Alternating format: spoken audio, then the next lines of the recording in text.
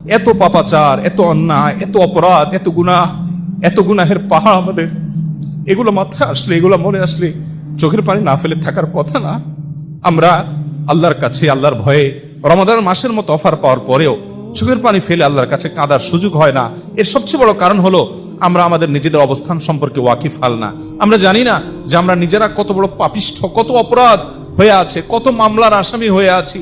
আল্লাহর কাঠগড়ায় আমার বিরুদ্ধে কত শত, কত সহস্র মামলা জানে উঠবে। সেদিন কোনো রক্ষাকারী কেউ থাকবে না। দুনিয়াতে সুযোগ আছে সেই মামলাগুলোকে ডিসমিস করে যাওয়ার। অনেক হতভাগা আছে, অনেক হতভাগা আছে। গোটা রমাদান জুড়ে অনেক ইবাদত করেছেন মাশাআল্লাহ। গোটা রমাদানে একটি বারের জন্য মালিকের কাছে নিজের গুনাহের জন্য আল্লাহর ভয়ে সন্ত্রস্ত হয়ে চোখের পানি ফেলেছেন, অথবা আল্লাহর নিয়ামত পাওয়ার আশা, আল্লাহর মহাব্বতে একটু চোখের পানি ফেলেছেন। এরকম মানুষের সংখ্যা আমাদের সমাজে একেবারেই কম।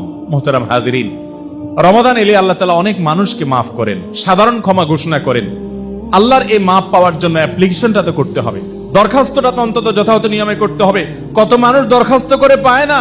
আপনি দরখাস্ত করা ছাড়া কিভাবে কল্পনা করেন আপনি পেয়ে যাবেন?